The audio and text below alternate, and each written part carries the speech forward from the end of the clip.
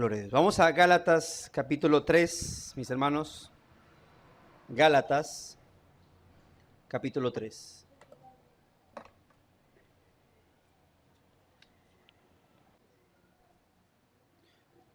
Gálatas capítulo 3, versos 19 al 29, dice la Escritura: entonces, ¿para qué sirve la ley?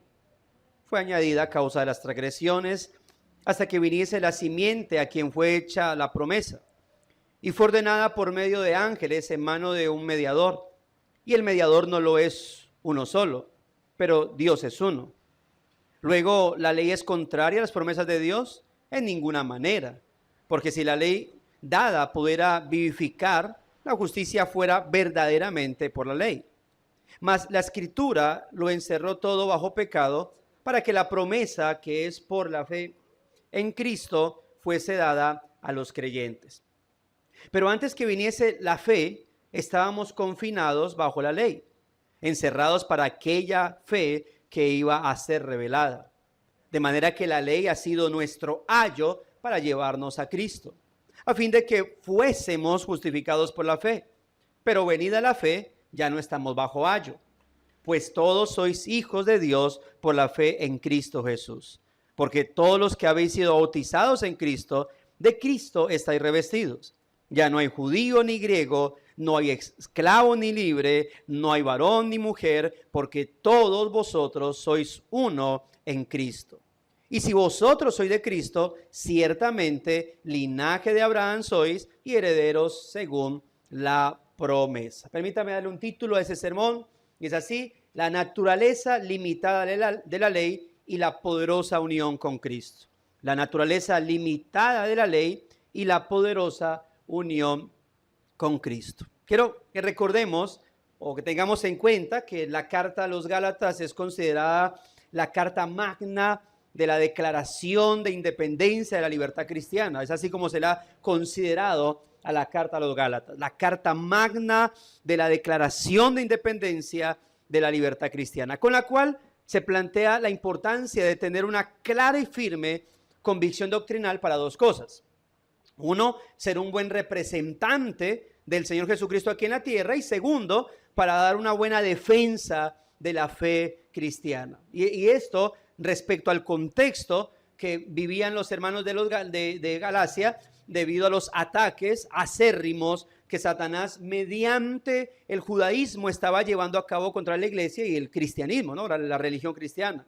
Un ataque que a este momento había logrado permear la fe de la iglesia y los había hecho tambalear en sus convicciones doctrinales. Y es por eso que la carta a los Gálatas siempre será una gran medicina para la iglesia contemporánea contra esa enfermedad de la jactancia de la moralidad, sea del humanismo o en este caso del judaísmo, que obviamente estamos ante los dos ataques, ¿no?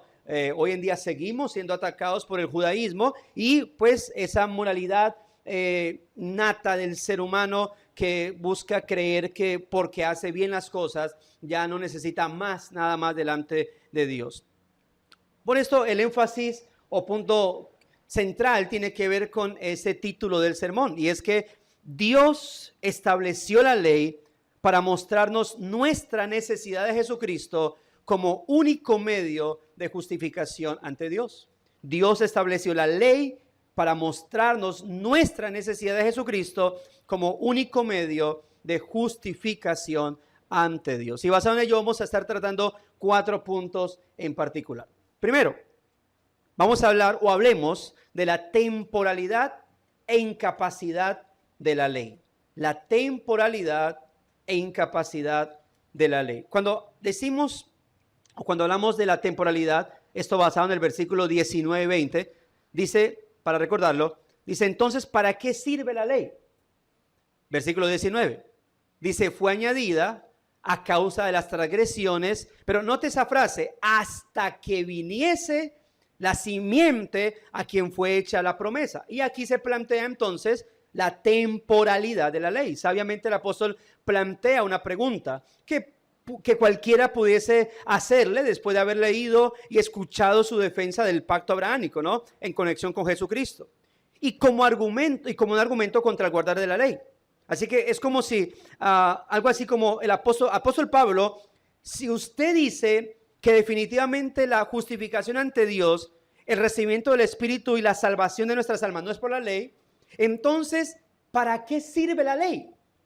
Y note que la pregunta se plantea, en la pregunta se plantea la duda que puede existir con respecto al propósito de ella. Es decir, si desde el pacto con Abraham ya había una relación directa con el Mesías Salvador, debido a esa simiente, entonces, ¿para qué dar una ley cientos de años después? Y él le responde, fue añadida a causa de las transgresiones.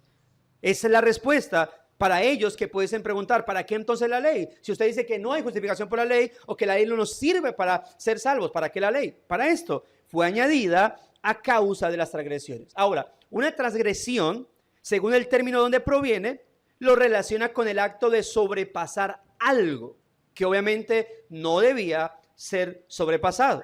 Por ello se usa en referencia al quebrantamiento de una ley o mandato. Ayer veíamos con los niños y jóvenes que un pecador o pecado es transgresión de una ley, en este caso la ley de Dios. Tenemos entonces que pecado es sobrepasar los límites que Dios ha establecido y que hacerlo entonces es un acto de rebelión contra Dios. Ahora, el asunto con la llegada de la ley no es que ella los haya convertido en transgresores, porque podemos decir, entonces antes de la ley no había pecadores. Sí, claro, pero no sabían con claridad eso que estaban cometiendo y que los hacía transgresores de algo. Sino que entonces, ¿qué hizo Dios? Bueno, con la ley les mostró los transgresores que eran. Por ello, cuando en Romanos 4:15 el mismo Pablo afirma que donde no hay ley tampoco hay transgresión, lo que quiere dar a entender es que en los seres humanos hay un desconocimiento del pecado que cometen. Y aún incluso sigue pasando. Hay mucha gente que al desconocer las escrituras, pues no están con claridad conociendo qué es lo que están haciendo. Ahora, hay una ley natural en los seres humanos donde saben ciertas cosas, pero hay otras que van más allá, que ya viene por medio del conocimiento de la palabra. Ahora, luego de haber planteado un propósito para la ley, que es ¿cuál? Añadida a causa de las transgresiones, observe que Pablo habla de una meta de llegada para esa misma ley. Dice, hasta que viniese la simiente a quien fue hecha la promesa. Y no está hablando de Isaac, no está hablando de Jacob y sus dos hijos, porque incluso cuando la ley fue establecida en el monte Sinaí, que llegó por medio de Moisés, Isaac, Jacob y los 12 hijos hace rato habían ya perecido, ¿no? Habían nacido y perecido. Así que cuando dice que la ley fue añadida a causa de las transgresiones hasta que viniese la simiente, recordemos que esa simiente, según Pablo ya respondió en versículo 16 de Gálatas 3, esa simiente es ¿quién? El Señor Jesucristo. Entonces, ¿hasta qué momento la ley fue añadida a causa de las transgresiones? ¿Hasta qué momento? ¿Cuándo será que eso va a finiquitar? Sino hasta cuando nuestro Señor Jesucristo obviamente llegara. Y Cristo vino en su encarnación. Por eso, mis hermanos, tener en cuenta esto creo que debe ser considerado como una verdad, una gran verdad clara y contundente, porque nos está enseñando que cuando la ley fue establecida, no se hizo con una perspectiva de perpetuidad. Y aquí es donde obviamente los judaizantes y hasta los sabatistas yerran al de pronto enfocarse en esas palabras que en el Antiguo Testamento dice perpetuamente. Será esto perpetuamente, se hará esto perpetuamente. Entonces creen que todavía eso que se planteaba en la ley debe ser establecido. Note que desde que se establece la ley no se hizo con una perspectiva de perpetuidad en cuanto a lo terrenal, sino que la ley fue establecida bajo una perspectiva temporal. Incluso, bueno, eso es algo que es confirmado en Hebreos 8:13, donde el escritor, citando a Jeremías, él dice lo siguiente: al decir nuevo pacto, ha dado por viejo al primero. ¿Por qué? Porque el escritor de Hebreos cita el texto de Jeremías, exactamente el capítulo 31 y luego el 32, donde dice que cuando Él haga nuevo pacto, que Él establecerá un nuevo pacto con su pueblo. Y entonces el escritor de Hebreos interpreta esa frase diciendo esto, que al decir nuevo pacto, ha dado por viejo al primero, y lo que se da por viejo y se envejece está próximo o está cerca, está al borde de desaparecer. Es decir, que según el escritor a los Hebreos, cuando Dios a través de Jeremías habla de un nuevo pacto, estaba estableciendo con claridad que ese pacto bajo el cual estaban, en algún momento iba a ¿qué? A finiquitar. De lo contrario no se hablaría de un nuevo pacto. El hecho de que Dios mismo desde la antigüedad haya profetizado mediante Jeremías acerca del establecimiento de un nuevo pacto, que sí sería eterno, según lo plantea en Jeremías 31 y 32, bueno, estaba dejando por entendido que la ley tenía un carácter ¿qué? Temporal. Que cuando la ley se estableció, no se estableció con un carácter eterno, terrenalmente hablando, sino con un carácter temporal. Fue algo que ya estaba en la mente del Señor. Incluso el hecho de tan solo hablando del sacrificio de Cristo. La Biblia habla de que el Cordero de Dios fue inmolado desde antes de la fundación del mundo. Y el Cordero de Dios, que es Cristo, es un sacrificio para el establecimiento del nuevo pacto. Y ese Cordero dice que estaba destinado para ser sacrificado antes de la fundación del mundo. Así que incluso desde antes de la creación de todas las cosas, esa ley que se iba a establecer, ese pacto mosaico, ese pacto sinaítico, ya tenía ¿qué? El propósito de ser temporal. Todo esto nos confirma que hasta qué de la ley mosaica que el apóstol Pablo menciona en Gálatas 3:19, nos declara entonces que la perspectiva temporal con la cual la ley fue establecida. Ahora, note que luego dice que y el mediador no lo es de uno solo, pero Dios sí, Dios es uno. Ahora, ¿por qué dice esto? Bueno, recordemos que han habido hasta este momento, o Pablo en el contexto ha estado hablando de dos pactos, el de Abraham y luego el de Moisés, pero en contexto ya había ocurrido el de con Adán y luego con Noé. Es decir, los mediadores han sido varios, pero Dios ha sido ¿qué? Uno solo. Y es lo que está diciendo, o lo que quiere dar a entender el apóstol Pablo con esto. ¿Qué es lo que va a cambiar ya cuando el nuevo pacto se estableciera? Que ya se estableció en Jesucristo, porque ya no habrán más mediadores y porque ahora en Cristo el mediador en divinidad terminaría siendo ¿quién? Dios mismo.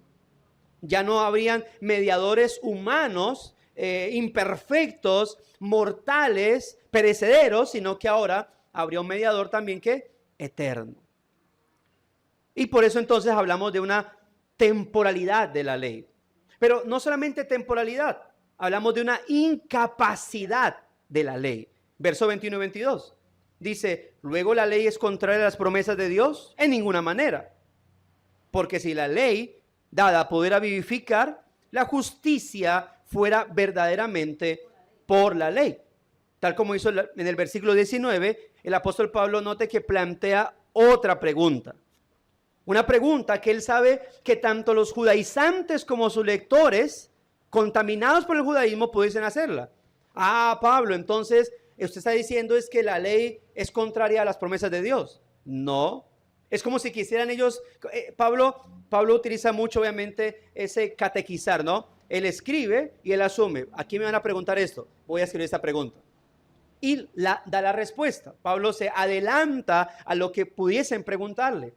Es decir, cuando dice, luego la ley es contraria a las promesas, es como si le fueran a preguntar, Pablo, entonces, ¿Dios se equivocó? A lo que él mismo responde, con certeza, en ninguna manera. Eso sería, ¿por qué? Porque eso sería afirmar que Dios hizo algo erróneo que después tuvo que acomodar. Dios hizo la ley para salvar. Ah, no pueden hacerlo, me toca arreglar esto. No, porque es lo que algunos piensan, que en el antiguo pacto la salvación era por el cumplimiento de la ley, pero jamás, nunca la ley se estableció para salvación. Entonces, ¿contraria a las promesas de Dios? No es contraria a las promesas de Dios. Así que no hay errores en los pactos de Dios. No significa que Dios haya estado haciendo pactos y haya entonces haciendo prueba, error, prueba, error, prueba, error. No, no es así como Dios ha actuado. Incluso hoy en día podemos, por el nuevo pacto, podemos hacer afirmaciones neotestamentarias como, por ejemplo, la ley de Dios es buena si se usa correctamente. Lo dice Pablo. Que Dios se agrada en los que obedecen esa parte moral de la ley, el decálogo de Dios. Que obedecerla nos guardará contra la inmoralidad del sistema mundano. Que obedecer la ley nos ayudará a obtener buen testimonio en los no creyentes. Que obedecer la ley, por ejemplo, traerá beneficio a la vida moral del hombre y su familia. Así que, bíblicamente, del nuevo pacto podemos hacer referencia respecto a la ley. El asunto con la ley es que no nos concede la promesa de salvación. Nunca lo ha hecho. Incluso, ¿por qué se había establecido el antiguo pacto? Para que permanecieran bajo las bendiciones terrenales de Dios. Para que no fuesen subyugados, para que no entrasen en castigo. Castigo que implicaría la subyugación de los pueblos enemigos y que por lo tanto habría problemas económicos y problemas obviamente de alimentación y demás. Así que el asunto con la ley es que no nos concede la promesa de la salvación, ni mucho menos de la vida eterna con Dios. Y esto debido a que la ley no fue dada para ello. La ley fue dada para mostrarme mi necesidad de salvación, mi incapacidad para salvarme a mí mismo y por lo tanto mi necesidad de alguien que pueda salvarme. Pablo dice por eso en Romanos, que es como la carta hermana de ella, que si es por gracia no es por obras y si es por obras no es por gracia. Y la justificación tanto de Abraham como de los creyentes es por gracia. Porque la fe que tuvo Abraham, como la que hemos tenido los creyentes para creer en Cristo como Señor y Redentor de nuestra vida, ha sido siempre, desde la antigüedad, un regalo de Dios. Un regalo de Dios. Entonces, ¿cuál es el papel de la ley en la justificación y salvación? Note lo que es el versículo 22. Mas la Escritura lo encerró todo bajo pecado para que la promesa que es por la fe en Jesucristo fuese dada ¿a quiénes? A los creyentes. Es por la ley que el ser humano sabe de su condición. Que él obviamente, el ser humano debe dejar obviamente buscar su propia justicia. Es por la ley que el ser humano sabe eso. Que debe dejar de buscar su propia justicia y más bien empezar a implorar por misericordia. Por eso dice que la Escritura lo encerró todo bajo pecado. Y una vez que la ley expresada en las Escrituras, podemos por ella entender nuestra condición, ¿qué vamos a saber? Que si clamamos por justicia propia, lo que obtendríamos justamente sería ¿qué? Condenación. Y por ello luego dice, para que la promesa que es por la fe en Jesucristo fuese dada a los creyentes. Es decir, que si el ser humano intentase comportarse bien y dijese, Dios, me estoy portando bien, dame lo que merezco. Condenación. Entonces por eso lo encerró todo bajo pecado, para que la promesa que es por la fe en Jesucristo fuese dada a ¿quiénes? A los creyentes. Ahora, esto ha sido así, no solamente en el nuevo pacto, sino a través de todos los tiempos, porque todas las promesas que han sido dadas en el antiguo pacto, pues han sido obviamente de manera simbólica apuntando a Cristo. Ya en el nuevo pacto, apuntando claramente al Señor. ¿Qué vimos entonces? La temporalidad y la incapacidad de la ley. Y esto nos pone ante nuestro segundo punto. La ley y su tarea encomendada. La ley y su tarea encomendada. Ya vemos que la ley obviamente no fue establecida para ser eterna. Y que la ley hay cosas que no puede lograr. ¿Para qué la ley entonces? Dice versículo 23 y 24. Pero antes que viniese la fe, estábamos confinados bajo la ley. Note que ahorita dijo que estábamos encerrados bajo pecado. Ahora dice confinados bajo la ley. Encerrados para aquella fe que iba a ser revelada. De manera que la ley ha sido ¿qué? Nuestro ¿qué? Ayo. Para llevarnos a Cristo a fin de que fuésemos justificados por la fe. El apóstol Pablo dice, pero antes que viniese la fe. ¿Cuál fe? ¿O de qué habla el apóstol Pablo? ¿De qué fe está hablando? Bueno, primero que todo, ese pero. Note que dice, pero, con el que inicia nuestro texto, no busca obviamente contrastar ideas, sino enlazarlas. Recordemos que lo que termina anteriormente en el versículo 22, en el anterior punto, para hablar de la incapacidad que la ley tiene para justificar ante Dios. Note que el texto dice, mas la escritura lo encerró todo bajo pecado, para que la promesa que es por la fe en Jesucristo fuese dada a los creyentes. Ahora, antes de la fe en Jesucristo, dice el apóstol Pablo, estábamos confinados bajo la ley. Y observe que el versículo 22 dice que la escritura lo encerró todo bajo pecado.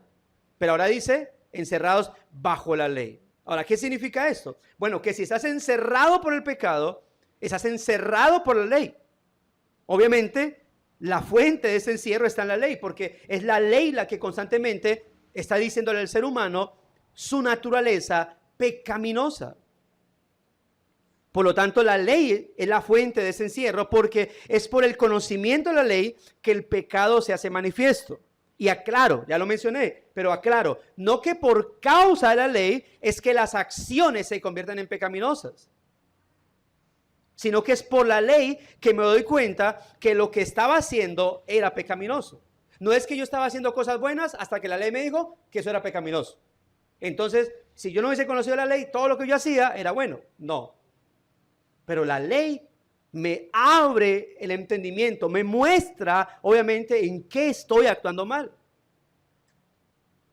Obviamente, esta tenía un objetivo, que era esperar el momento en el que sería revelada, lo cual sucedió cuando el autor y consumador de la fe se encarnó. Los niños, ellos al principio piden un cuaderno, un lápiz y empiezan a rayar. Y ellos en su mente están haciendo lo que tal vez su hermano, su papá, su mamá están haciendo, escribiendo. Ellos dicen, estoy escribiendo. O ellos dicen, estoy haciendo tareas, pero usted mira y es raya. Hasta que ellos empiezan a aprender y es el conocimiento lo que les empieza a enseñar que lo que estaban haciendo en realidad eran ¿qué? Rayones. No es que eso sí fuera en escritura, es que es el lenguaje, es el jeroglífico de ellos. No, ellos estaban haciendo mamarrachos, rayones, hasta que lo entienden, ¿sí? Cuando lo entiendes, ok, miro mis cuadernos pasados y digo, uy, qué mamarrachos. ¿Eh? Pero porque ya lo entendió. No es porque eso era escritura hasta que, no, siempre habían sido rayones. Lo mismo, nuestras acciones siempre habían sido pecados, hasta que la ley nos aclara y nos abre el entendimiento. Entonces, obviamente esta tenía un objetivo, la ley, que era esperar el momento en el que sería revelada, lo cual sucedió cuando el autor y consumador de la fe se encarnó. Versículo 24. De manera que la ley ha sido ¿qué? Nuestro ayo para llevarnos a Cristo a fin de que fuésemos justificados por la fe. Note que tenemos aquí de manera que, un para y un a fin de. En el primero se nos plantea una breve conclusión respecto a la ley. Y en los dos siguientes se nos clarifican los propósitos de dicha conclusión. Veamos el primero. De manera que la ley ha sido nuestro ¿qué? Nuestro ayo. Sin duda, esta es una excelente conclusión que le quita todo el protagonismo a la ley que el judaísmo ha pretendido darle a la ley. Dicho de otra manera, deja sin argumentos a los judaizantes que quieren sumarle a la fe en Cristo la práctica del judaísmo, que era el problema de los gálatas. Los judaizantes en el tiempo de los gálatas, ellos no querían llevarlos a que adoraran al diablo, no los querían volver ateos, ni siquiera los querían apartar de la fe en Cristo. Simplemente, ¿qué estaban haciendo? Les decía, mire, sigan creyendo en Cristo, pero también hay que creer y hacer la ley. Eso es lo que pasaba con ellos. Y note más bien que el apóstol Pablo determina la ley como un ayo, que es como lo traduce la Reina Valera, ¿no? Sin embargo, la palabra griega que se utiliza, y aquí voy a mencionar esa palabra, es pedagogos, que se traduce también como tutor. Es decir, la ley era un pedagogo para las personas. Y esto da la idea de alguien que instruye y supervisa el comportamiento de alguien mientras éste es niño. Incluso la idea de una nodriza o una niñera, teniendo la autoridad, sí, de decirle qué hacer y qué no hacer, y de castigarlo en caso de incumplimiento a la instrucción dada. Incluso durante esa etapa, estar bajo confinamiento y encierro de ella. Era prácticamente estar en la posición de esclavos. Para eso fue a la ley. Ahora, observe el primer propósito de este tutor, la ley. ¿Para qué? Llevarnos, ¿a quién? A Cristo. Es el primer propósito de ese tutor, de ese ayo, de esa nodriza, llevarnos a Cristo. Para el apóstol Pablo, la ley tenía una validez limitada y su límite o tiempo terminó con la revelación del Señor Jesucristo. Una vez se manifestó la necesidad total de la fe en Jesucristo y junto con ello se nos concedió en gracia dicha fe salvadora, con ello logramos, por la sola gracia de Dios, alcanzar una filiación adulta y la nueva relación inmediata con el Padre, la cual es infinitamente muchísimo mejor que la dependencia o tutoría de la ley, la cual solamente nos decía lo pecadores y lo necesitados que somos de Cristo. ¿Hasta qué?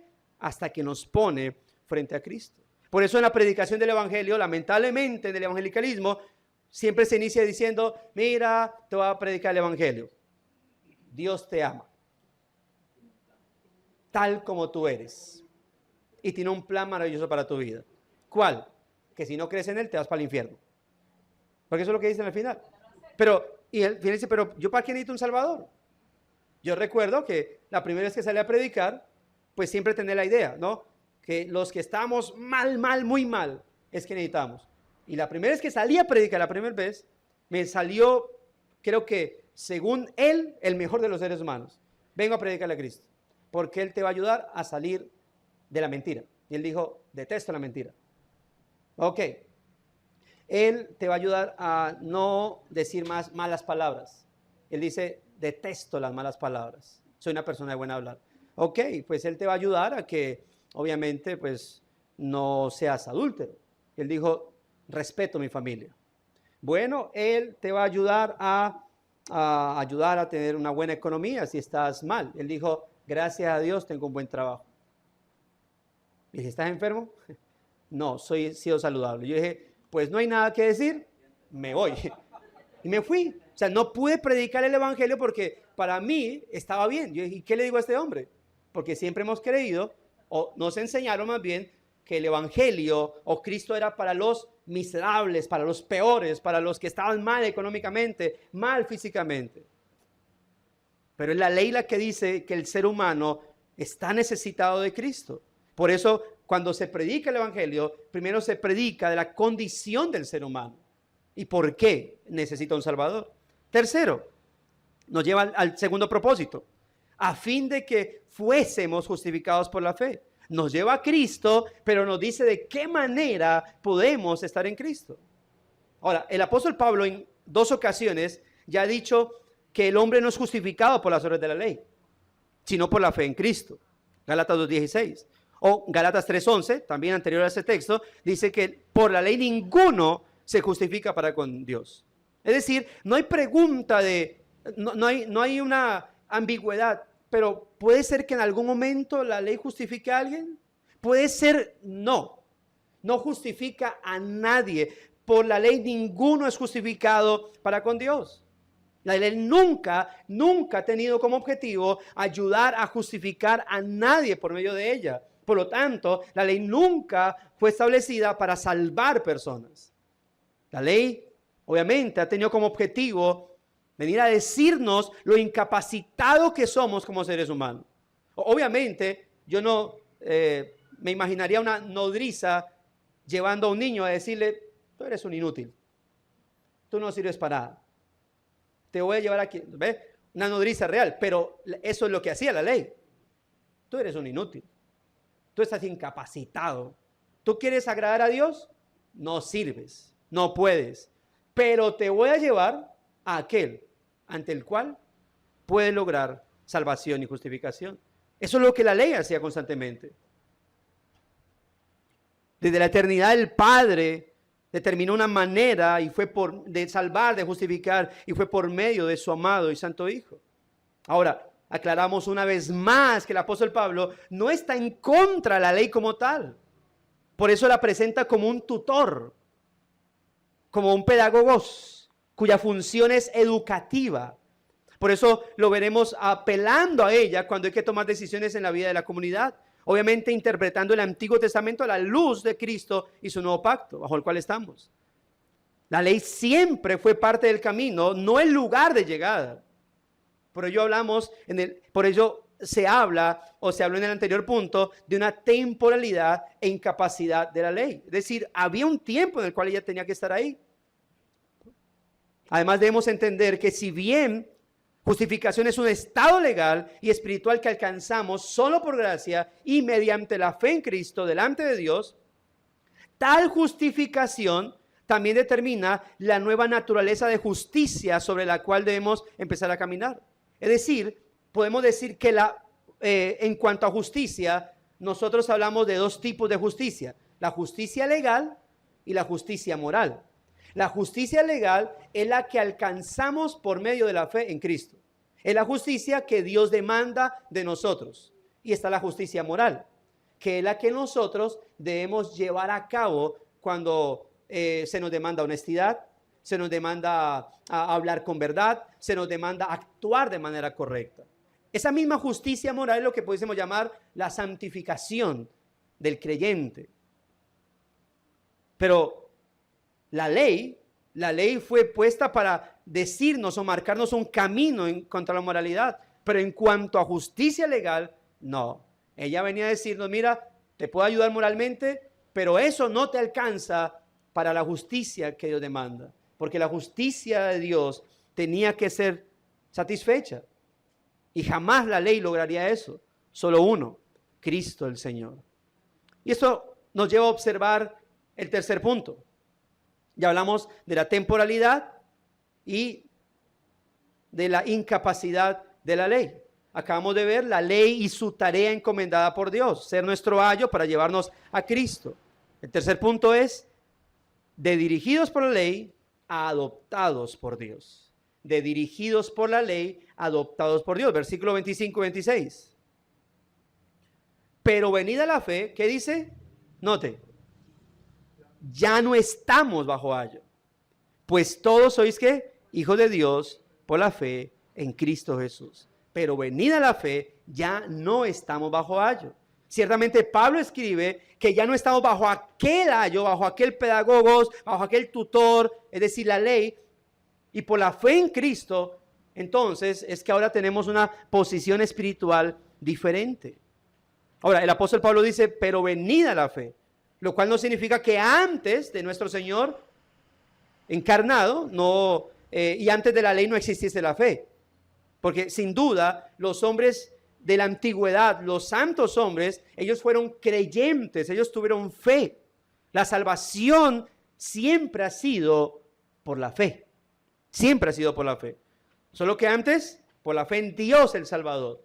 En Cristo, por la fe en Cristo el Salvador. Entonces, desde la antigüedad, los creyentes fueron justificados y salvos por gracia mediante la fe. Es decir, la esencia de la fe salvadora ha sido la misma todo el tiempo, en todos los tiempos. El asunto es que los santos hombres de la antigüedad, en su fe, miraban hacia la palabra de Dios y a la venida de un Redentor. Bueno, Dios era su Redentor, pero los creyentes del nuevo pacto, obviamente, miramos hacia Cristo ahora. La mirada está puesta hacia aquel Salvador que ya vino, que ya cumplió con todo su plan redentor, que ascendió, no solamente se encarnó y vino a morir, sino que también ya había ascendido al cielo para retomar su divinidad. Y con base a ello es que dice, ya no estamos bajo ayo. Y la razón por la cual no lo estamos, no solo es porque tengamos esa fe salvadora, sino porque todos somos hijos de Dios por la fe en Cristo. Ahora, claro, ese todos somos está refiriéndose es a quiénes, sino a los creyentes. Recuerde que le está hablando a quién, no a toda la humanidad, sino a la iglesia en Galacia.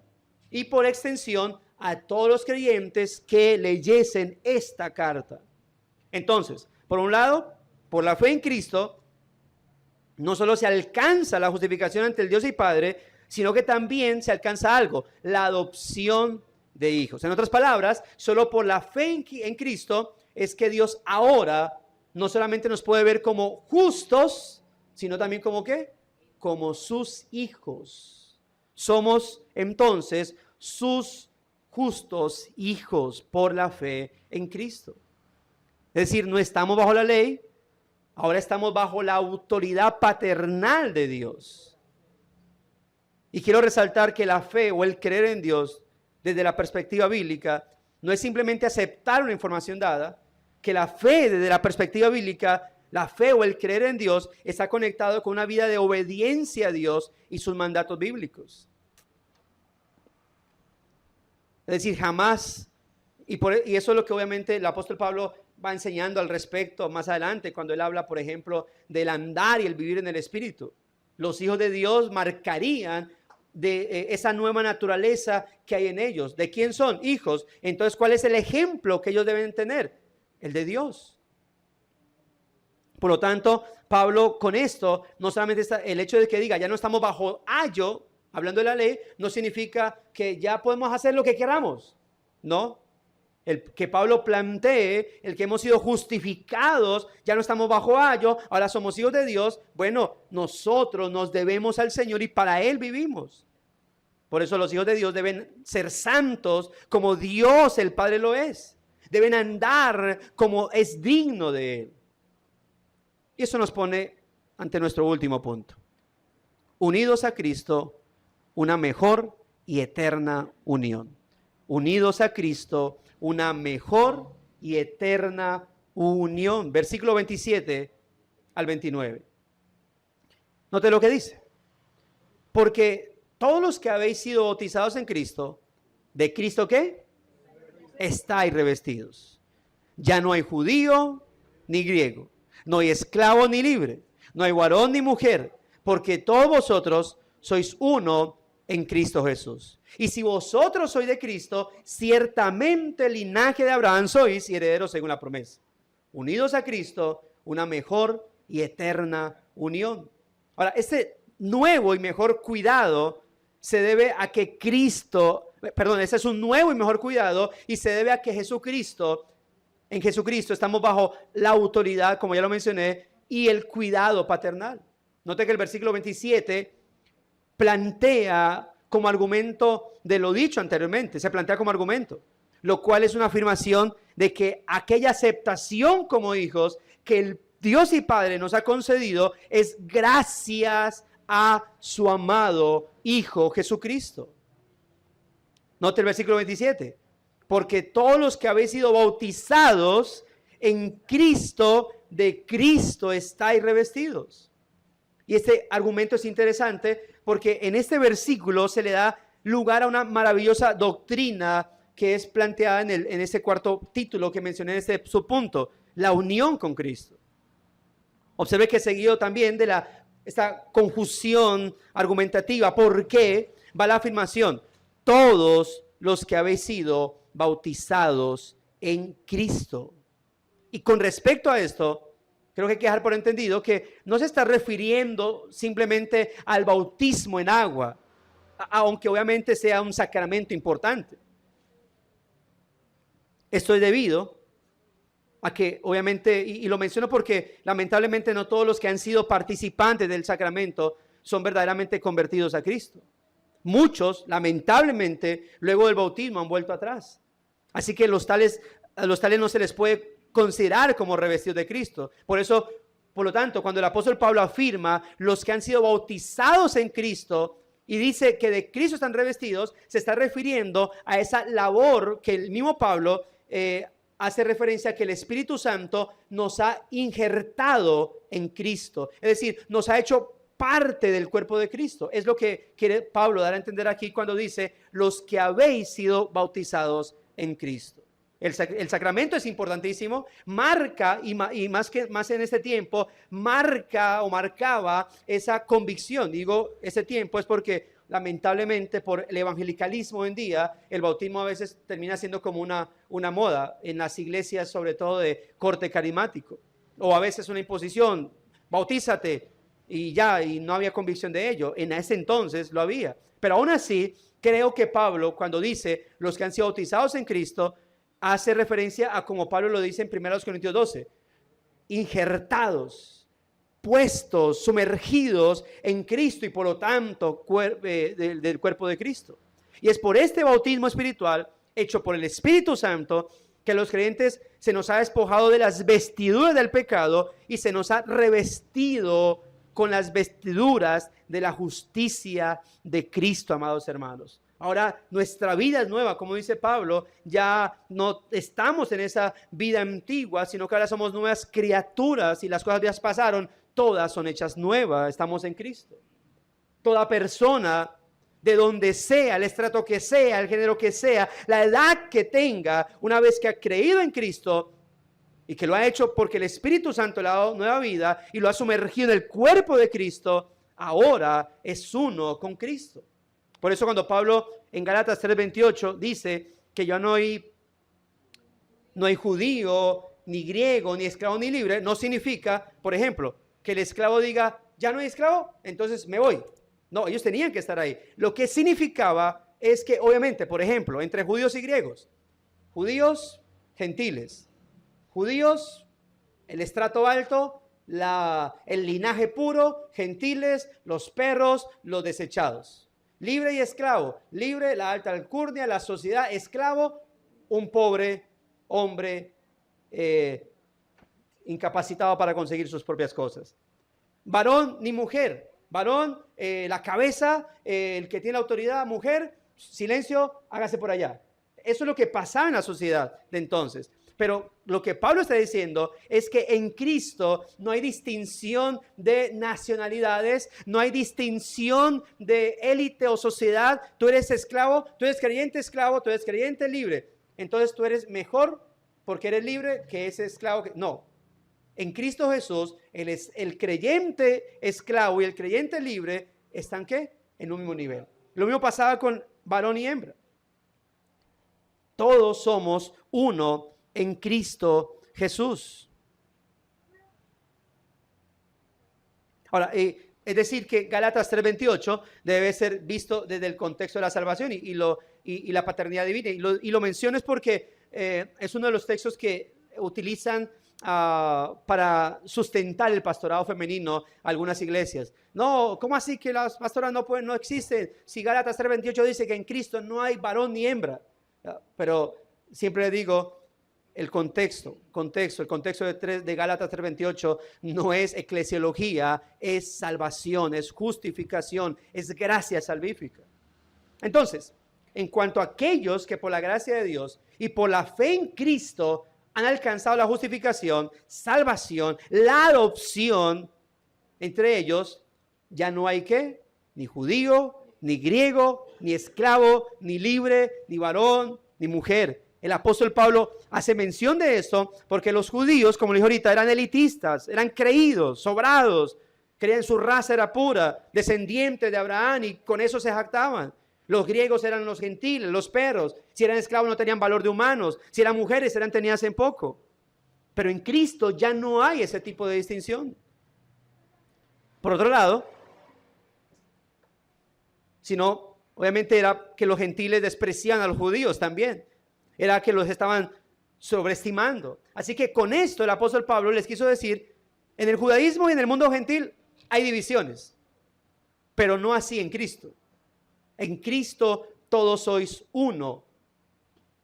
Lamentablemente ahora los gálatas estaban creyendo que para llegar a ser cristianos, hijos de Dios, primero tenían que convertirse al cristianismo, al judaísmo, perdón. Y por eso estos judaizantes que hacían creer a los cristianos que les faltaba un pedazo de salvación, por ejemplo.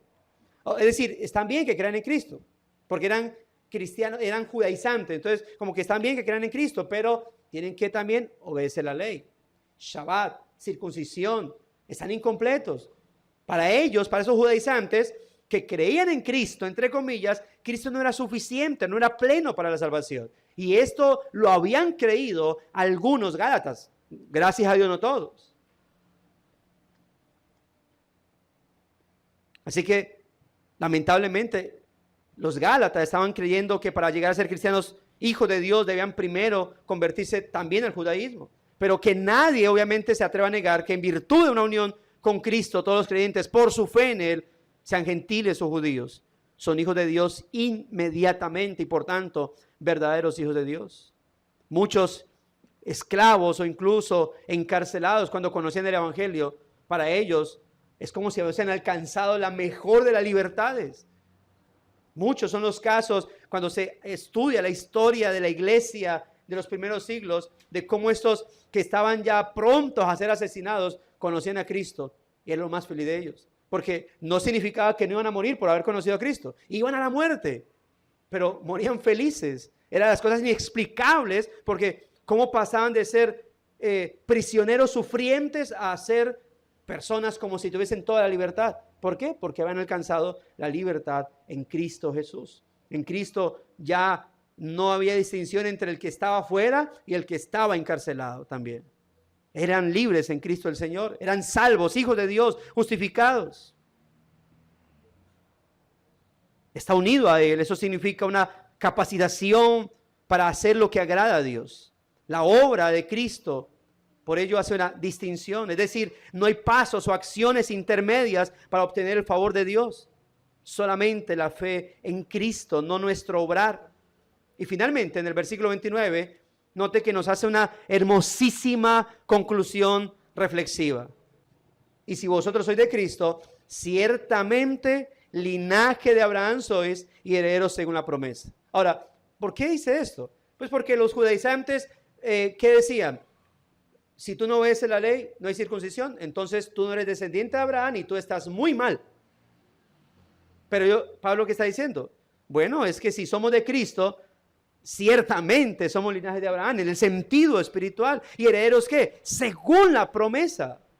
Con esto el apóstol está afirmando una vez más que no por adherirse a la ley mosaica y el judaísmo, sino por la fe en Cristo, que ellos y toda persona sí es propiedad de Cristo.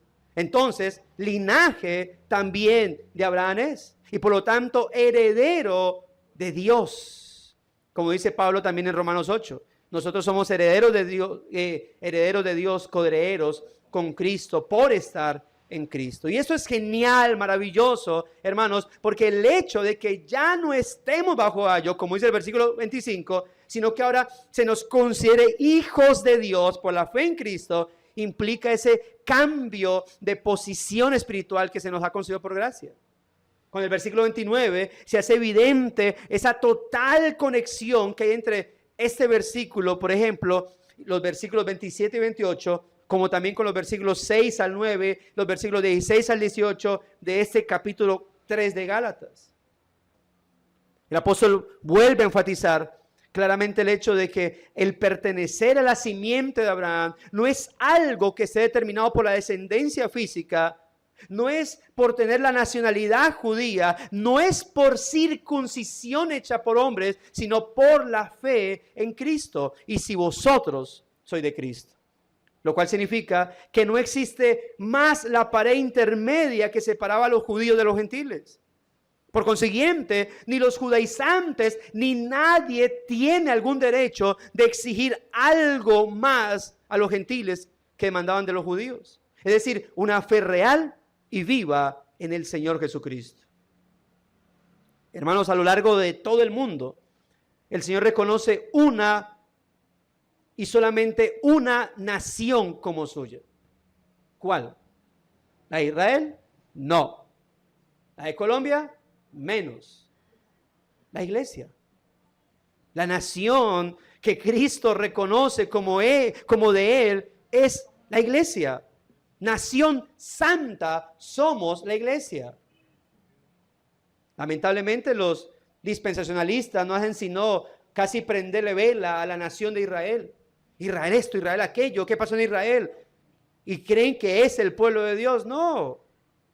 Allá hay creyentes como lo hay en Francia, como lo hay en Inglaterra, como lo hay aquí, allá y en Colombia. Y todos ellos hacen parte de esa nación espiritual, la nación de los creyentes, la iglesia del Señor. Y ellos, y solamente ellos, los que creen en Cristo, los que creemos en Cristo, somos la simiente de Abraham, herederos según la promesa, promesas que solamente se centran en Cristo el Señor, mis amados hermanos.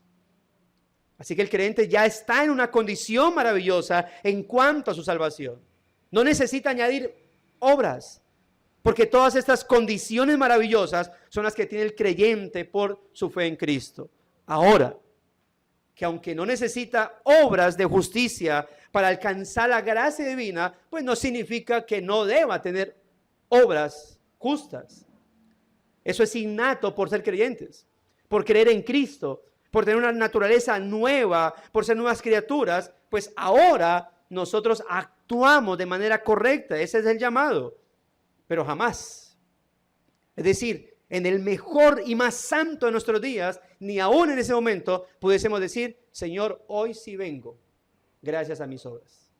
Ni en ese, ni en el mejor de nuestros días, ni en aquel día en que digas: hoy sí no pequé. Ni aún en ese día podrías decir: hoy vengo por mis obras. Siempre vendremos por medio de Cristo ante el Padre. ¿Qué vimos en esta parte o en este sermón? Uno, que la ley fue establecida como con una temporalidad de incapacidad. Dos, que la ley tenía una tarea encomendada: ser nuestro tutor y llevarnos a Cristo para ser justificados por él, por la fe en Él. Tres, que en Cristo pasamos de ser dirigidos por la ley, adoptados por Dios, por lo tanto, a una mejor condición. Y cuatro, que los creyentes fuimos unidos a Cristo, lo cual es una mejor y eterna unión. Permítame compartir algunas aplicaciones al respecto. Mis hermanos, nuestra vida en Cristo no solo está cimentada en un nuevo pacto, sino en un pacto eterno. Por eso, como dice la Biblia, es un mejor pacto, cuyo mediador es eterno y es el mejor de todos. Por eso, porque es Dios mismo también, Cristo nuestro Salvador y Redentor. De tal verdad, hermano, no solo llene nuestra mente de conocimiento al decir: ahora sé algo o se me ha recordado algo, sino que aparte de ello, tu corazón se llene, hermano, de gozo inefable por lo que Dios el Padre nos ha concedido en gracia y misericordia. Temas como estos no solamente nos deben decir: oh, cuánto sé ahora, o cuánto se me ha recordado, sino ser agradecidos con el Señor, mis hermanos. Llenar nuestro corazón de gratitud. Mis hermanos, la ley fue establecida para llevarnos al Señor Jesucristo.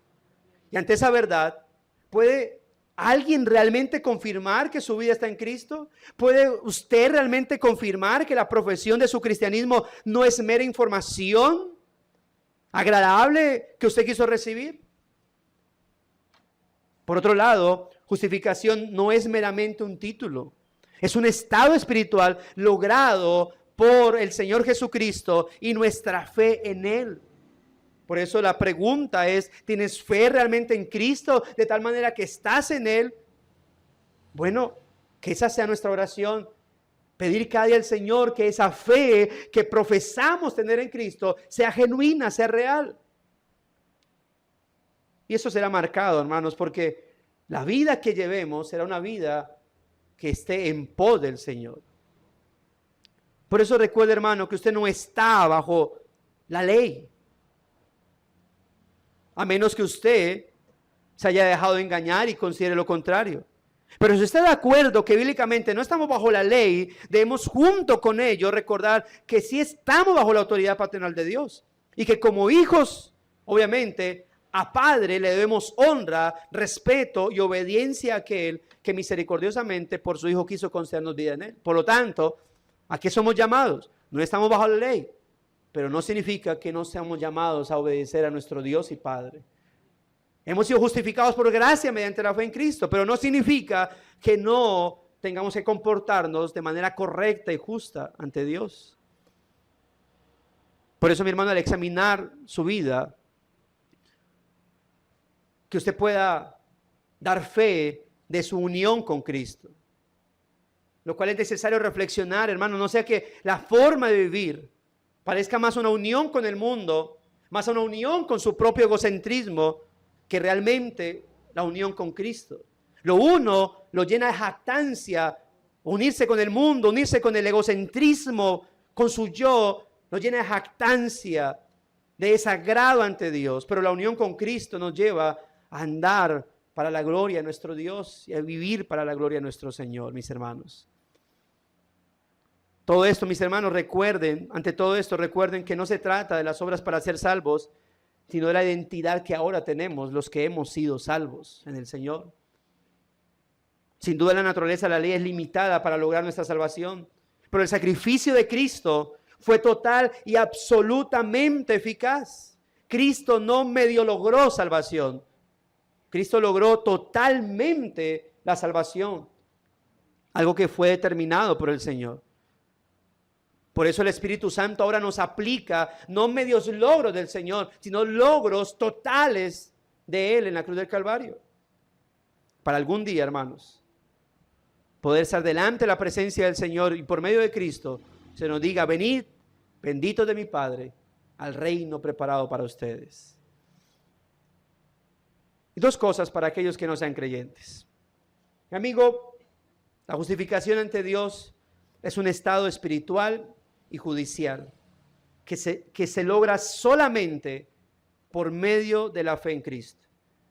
Tal vez puedes alardear que eres una buena persona, que eres un buen hijo, un buen hermano, buen padre, buen cónyuge. Y aunque eso es bien para que una sociedad no esté peor de lo que está, aunque eso es bueno al ojo humano, permíteme decirle que no es lo que te va a salvar ni a justificar ante Dios. Necesitas de Cristo y poner tu fe en Él. Mi amigo, la paternidad de Dios solo se obtiene por medio de Cristo, lo cual implica una vida de adoración y de honra constante, diaria, hasta el fin de la vida al Padre. Así que necesitas a Cristo para que puedas obtener los beneficios que solamente en Cristo podrás obtener. De lo contrario, lo que espera para una eternidad es sufrimiento, es castigo. Mi consejo para el no creyente, para los niños: correr a Cristo, ir a Cristo, buscar a Cristo, rendirse a Cristo y poder suplicar que la justificación que el Padre demanda pueda llegar a sus vidas y que sean revestidos entonces de esa paternidad que solo por Cristo se puede recibir. Y a mis demás hermanos, permanecer, persistir, perseverar en la fe de Cristo. Tal vez el moralismo llegará a atacar, tal vez el judaísmo vendrá a tocar las puertas del corazón a decirte que es mejor, pero es falso, porque solo en Cristo tenemos lo que Dios nos ha querido conceder y nada más que en Él. Oremos a nuestro Señor, mis amados hermanos. Dios bueno, gracias por tu palabra, Señor. Gracias por concedernos el estar delante de ti, el honrar, el glorificar tu santo y glorioso nombre, bendito Dios. Gracias por tu palabra. Te pido que ella corra y sea glorificada para bien de nuestra alma, para edificación de nuestra alma, Señor. Pues sabemos que tu palabra siempre va a producir fruto. Algunos, Señor, de muerte, porque rechazarán la palabra y serán confrontados y cada día más responsables de su condenación. A otros serán beneficiados, la recibirán, serán exhortados, Señor, y podrán ser fortalecidos en este caminar. Quisiera, oh Dios, pedirte que por favor en todos los hoy presentes, desde el más niño hasta el más anciano, en todos, Señor, pues haya esta palabra tenga un buen fruto para salvación. Pero al final sé que la providencia y el decreto te pertenecen solamente a ti, Señor. Pero gracias, Dios, que esta palabra, tu iglesia, sea de despertar, de firmeza y de avanzar en esta fe en la cual nos has puesto, Señor. Gracias te damos, bendito Señor, por concedernos el poder estar hoy delante de ti, Señor. Te encomiendo, Señor, mis hermanos, el resto del día para que sigan en ese crecimiento espiritual, sigan, Señor, en esa búsqueda de tu palabra, en ese crecimiento en la vida de oración, en la meditación bíblica, en el escuchar, Señor, tu palabra, tal vez de otros predicadores, o en recordar sermones que ya se han enseñado, para que, oh Dios de la gloria, pues este día realmente cumpla ese propósito de honrarte a ti primeramente, y honrándote a ti, pues podamos crecer más que lo que podemos crecer el resto de semana, Señor. En tus manos encomendamos también el resto de semana para que tu guía y tu dirección esté sobre nosotros. Gracias te damos en el nombre de Jesús. Amén.